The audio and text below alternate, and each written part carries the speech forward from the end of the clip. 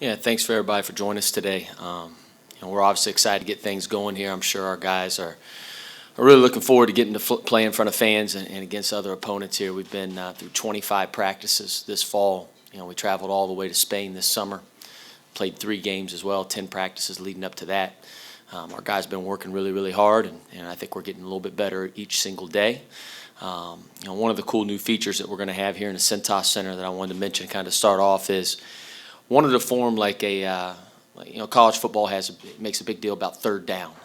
We wanted to make this is the college basketball's version of the third down. So we're going to have up on the scoreboard this year what we call a kill.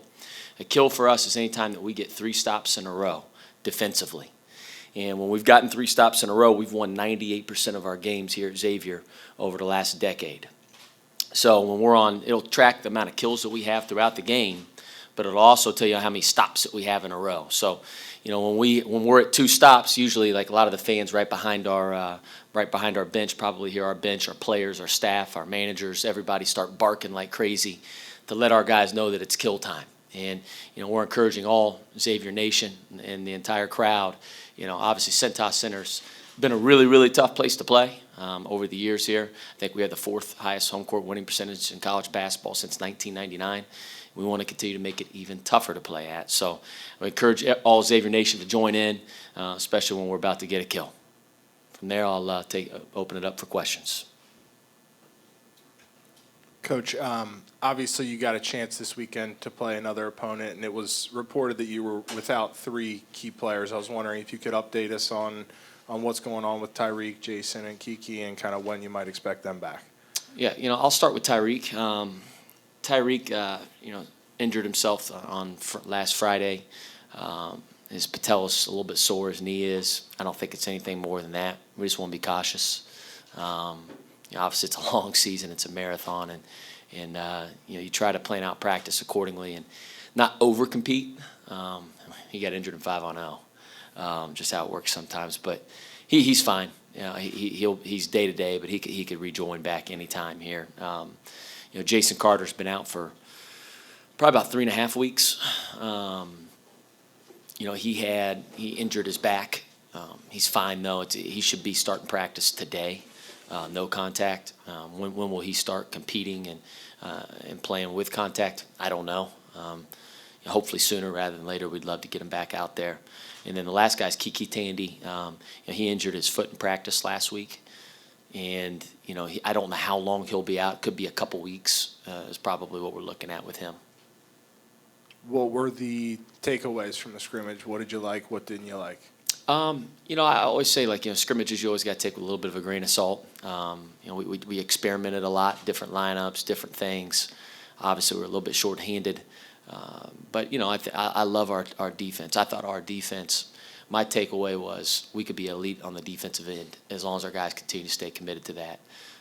We're much, much, much further ahead on the defensive end than we were last year at this point of the year, which was good to see. That and rebounding. I thought we dominated the offensive and defensive glass. Our guys played extremely hard. As usually is always here early on, our level of execution on the offensive end leaves a lot to be desired. And we got to take care of the ball. Just got a little bit sloppy with the ball. But we'll clean those things up. Travis, what have you seen from your returning group this offseason in terms of motivation and desire coming off the disappointment of last year? Obviously we're disappointed we didn't make the NCAA tournament. I was proud of our guys for the way they responded at the end of the year. I thought we got a lot better as the year went on. And that's, kudos to those guys. Those guys were the reason that we turned the season around. But I think great leadership. You look at Tyreek and Quentin. They've done a great job of teaching. We got 7 new players, and they have no idea how we practice. They didn't know anything about our terminology, our drills, how we play. And for those guys to be able to put their arm around the freshmen or the new guys and say, hey, this is how we do things. This is what we call, fire action, or this is how we defend a sideline ball screen. It's powerful coming from me, but it's much more powerful coming from them. And I think just the leadership that each one of those guys has shown has been dramatically different from where it was last year. And in that respect, how important was the experience that they got in Spain from a bonding standpoint? I think it obviously put our chemistry ahead of schedule. You know, being able to spend a lot of time with one another in a foreign country. Obviously, our guys got to know each other a heck of a lot better. And I think I've said this story before, but I'll never forget when I saw Quentin Gooden having lunch with Zach Fremantle. You know, just those two only. And, you know, usually you see, you know, some of the upperclassmen kind of hanging together, maybe some of the new guys hanging together. But when I saw that, man, I said, you know what, we got a chance to be pretty good.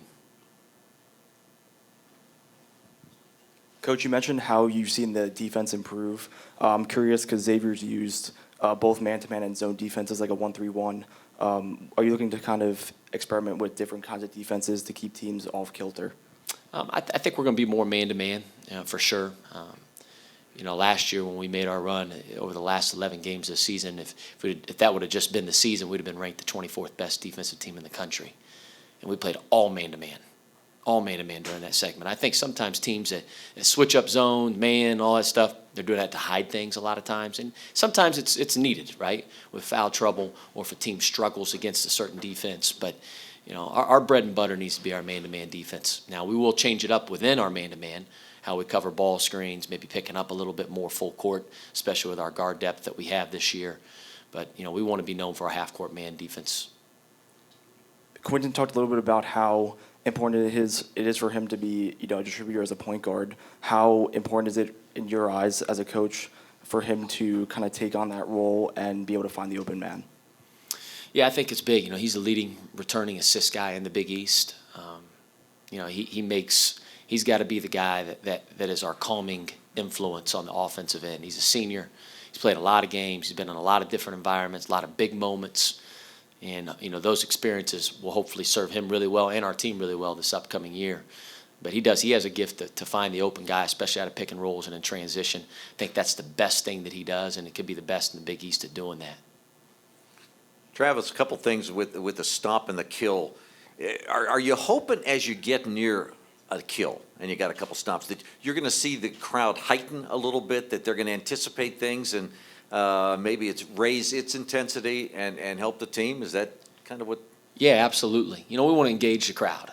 And I think, you know, obviously college football, you know, they've always made a big deal about third downs, right? You know, get the crowd even louder. This is our way. Again, I think it's new. Nobody else does in college basketball.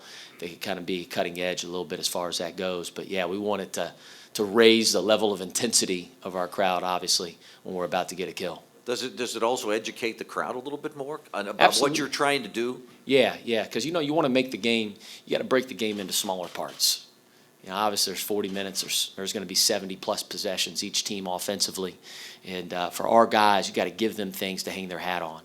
And where we got it from was Tony Bennett at Virginia. You know, he about 9 years ago, when Chris Mack got the job, you know, we had heard that Virginia did something unique, right? And so we kind of found out what it was. So we implemented it, and we called it a kill.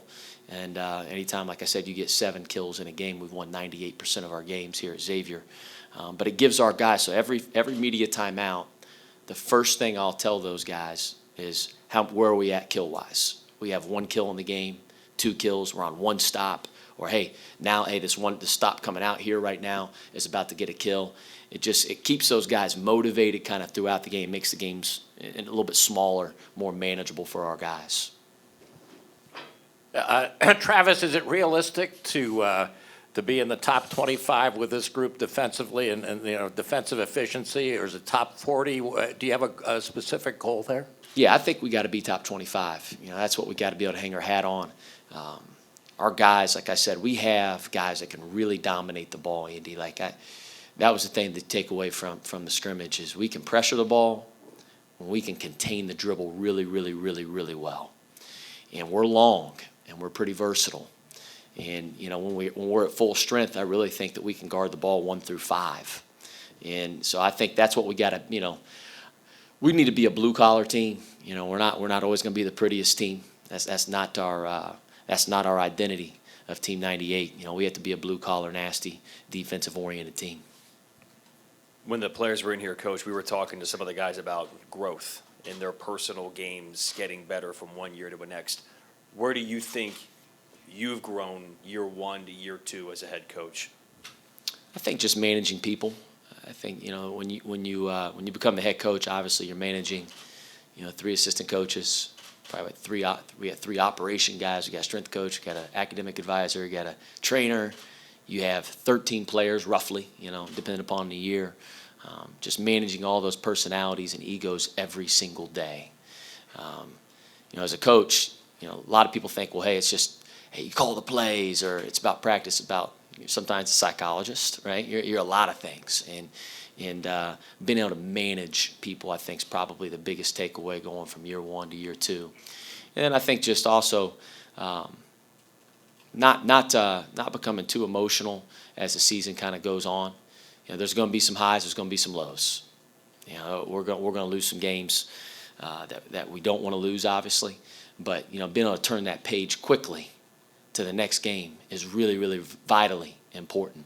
Because I always say, after a game, sometimes you have a feel as a coach, like, man, I don't think we did this enough, and then you don't want to give your guys the wrong message after the game, and then you go back to watch film, and it's like, well, actually, I was wrong.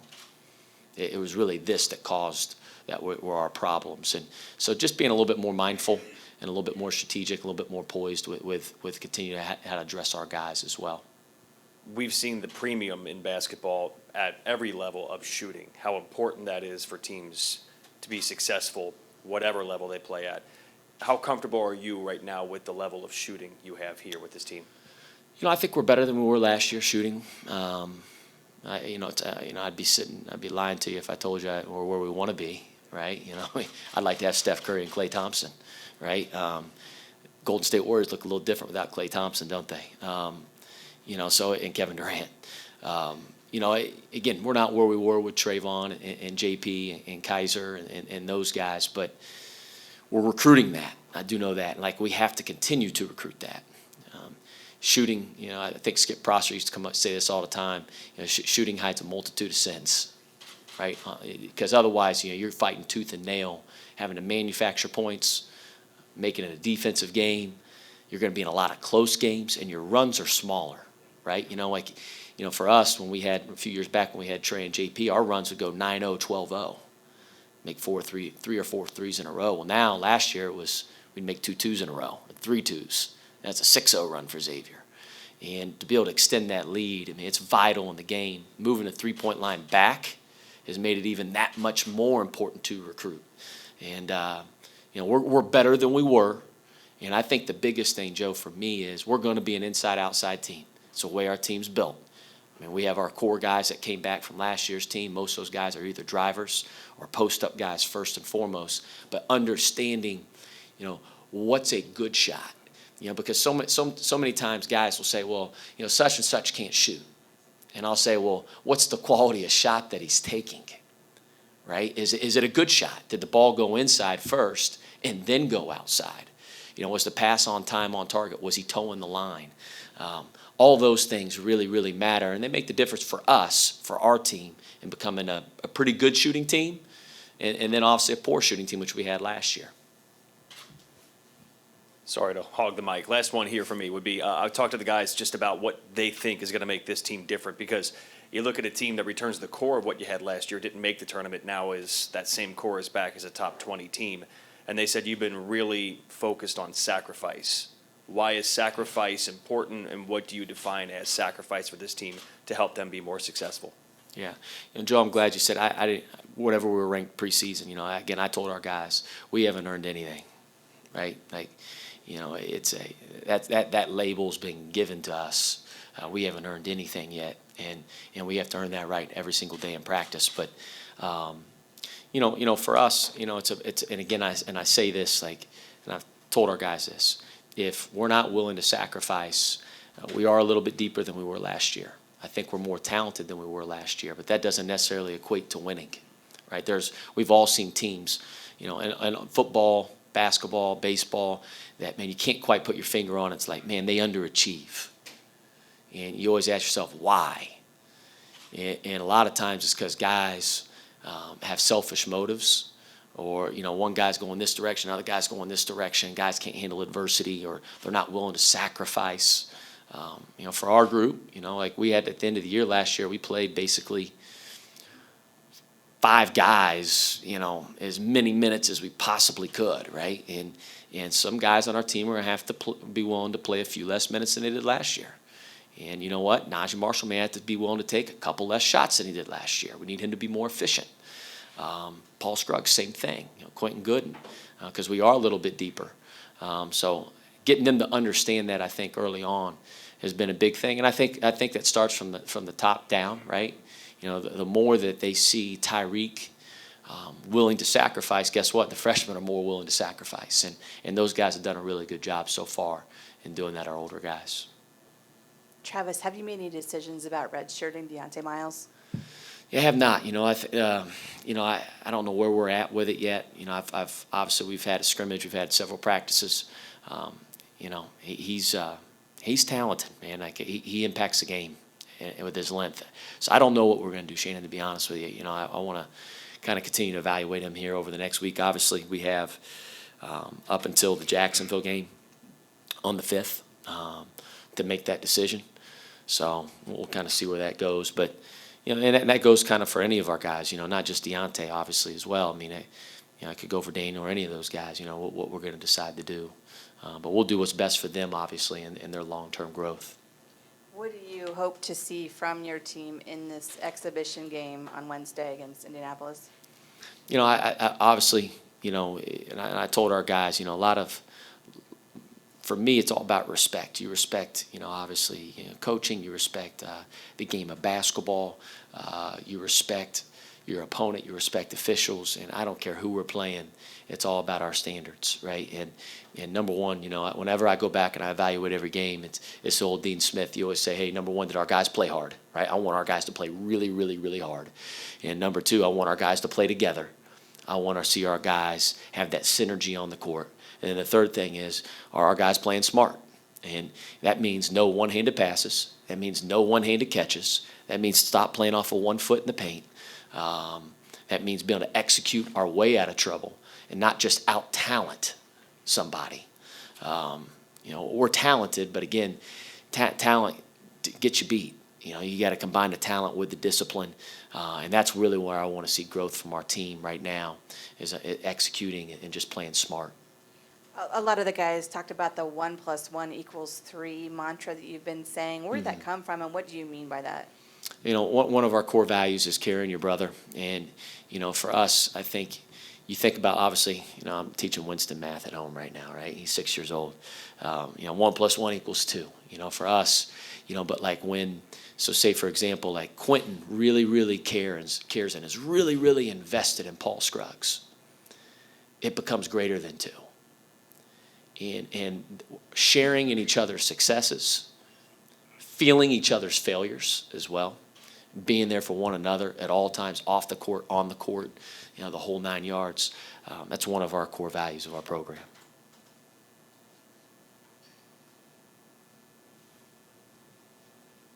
Did it? Thank you.